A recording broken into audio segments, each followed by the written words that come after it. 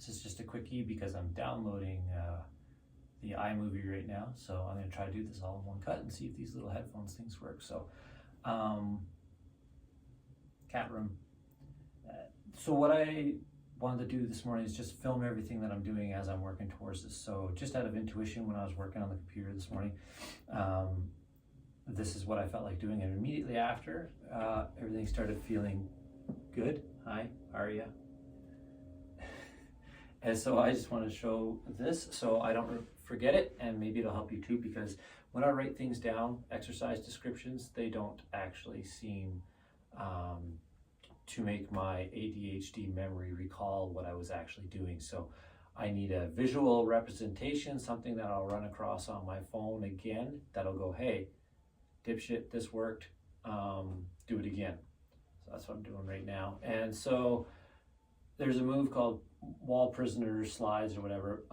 The point is that the hand is supposed to touch the wall, but mine don't, which means that for overhead movements like pressing or whatever, handstands in our case, you'll be pressing like this without the ability to get like this without extremely arching your back. So when I try to put my back against the wall and my arms here, when I rotate up, I'm actually at about a 45-degree angle with my arm. And so that's the best I can do right now, which is very subpar. So what I'm gonna do is I get it here, and then I externally rotate towards the wall as much as I can. And I would say I'm probably just under a foot away from the wall, like I'm almost there. And I'm going to keep pushing back my fists back towards the wall to try to touch as long as possible. I'll keep that somewhere, you know, in the 30 to 60 second range of contraction of effort, so that those muscles are working and getting stronger, and then the muscles across the front of my chest will be getting stretched and told to relax by the contracting opposite muscle. Once I'm starting to get a little bit tired here, I'm just going to pump little movements as much as I can. And I mean, I would love to get 100 reps in here just to get the nervous system pathway to this movement activated, but I've already done this, so I'll probably fail out like somewhere at 20 of these little pulses or whatever. And that will start to teach my body what I would like it to do, and it will start trying to adapt to do that. So that's the first thing.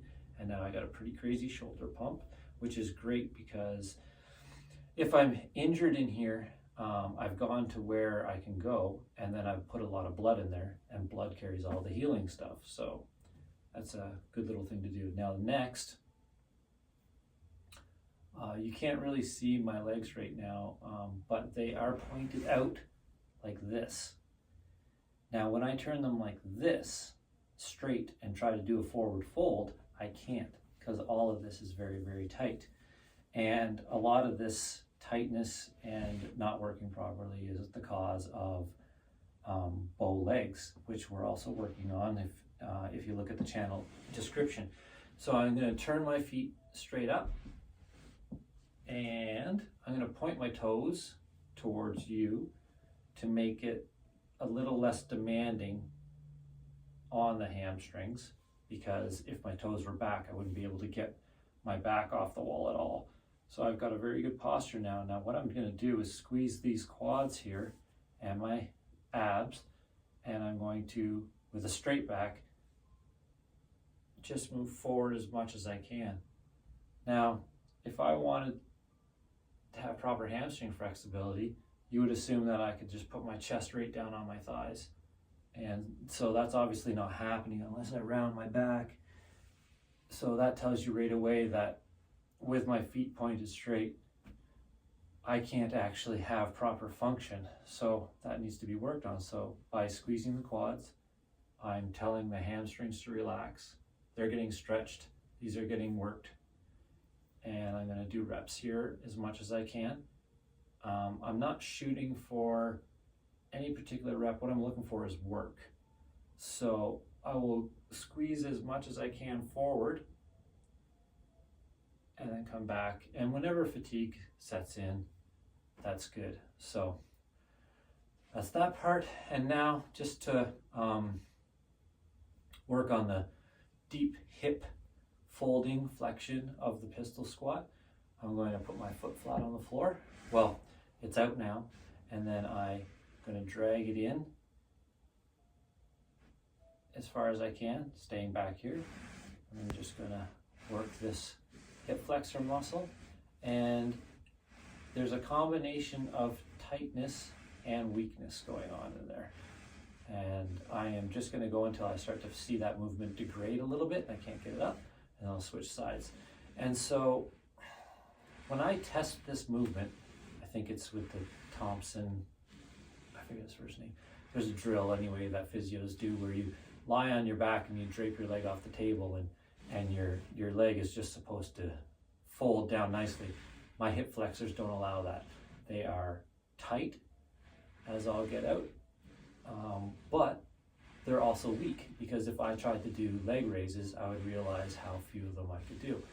And so this combination of tightness and weakness is exactly what we don't want.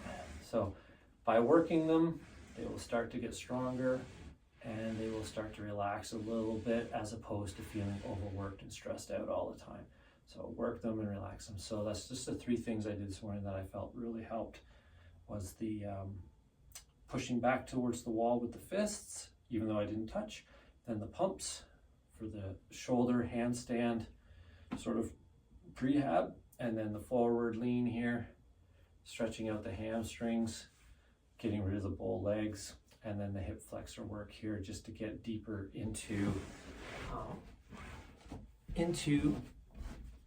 this is the hip flexion I was talking about. This is, if they're tight, you're like this, which you don't want, and weak. So you want them just to work fully, but this hip flexion, if they're weak, you also can't get all the way down into a good squat. So that's what we're doing today.